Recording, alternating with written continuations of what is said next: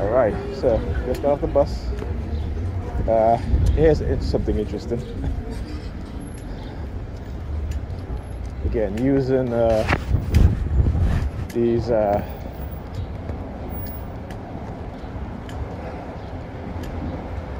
guess, I hate to use the word dyke, but I can't think of the more appropriate a more appropriate word to use.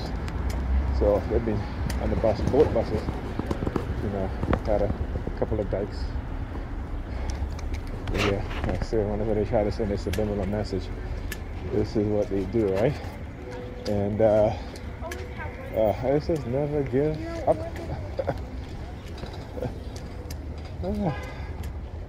His license plate says never give up. Wow. Anyway. So the manner in which they targeted me yesterday using Pam and my neighbor, upstairs neighbor, it is to try to do the fight or flight phenomenon. It's constant. They're constantly trying to evoke that, and what that does is that, again, it tends to lead to isolation of the TIs, right? Particularly when they start attacking us in that manner, right? Because basically one of the ultimate goal is to isolate you, right? To have you in isolation or self-isolating, right? Again, it all goes into the theme of the decomposition of a person, right? Or in the Coercive Persuasion Program, self-isolation, and also to some sort of institutionalization.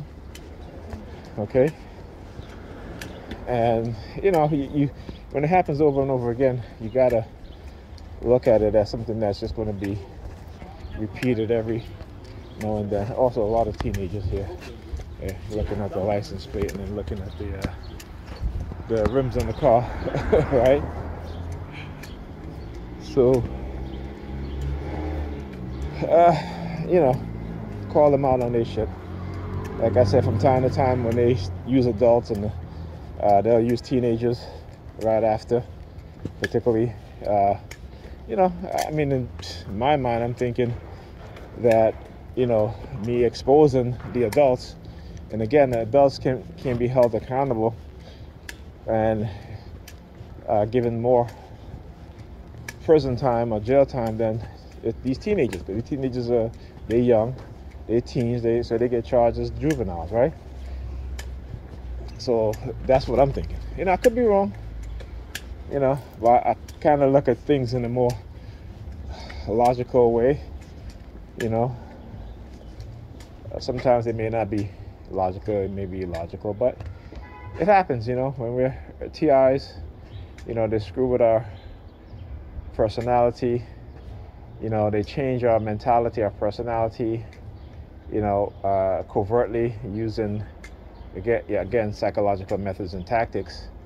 And so, you never can be sure of, some of the things that you're thinking, because, again, these can be induced, they can be put into your psyche, into your mind by unseen technology, right? So, you always got to second guess yourself on certain things, and a lot of things, basically, because you can never be too certain, and particularly when it comes to negative things, right? You got to always question why you're thinking negatively. And we all have negative thoughts. It's just part of human nature, right? Human beings, we're all going to have negative thoughts. These things happen, but it's when we act on those things that's the difference. Now, with this technology, how they can co-opt a person's consciousness to get you to act on something that's negative or behave and act negative, it is a direct correlation to the technology and to the brainwashing, the mind control tactics that was done to you and I as TIs.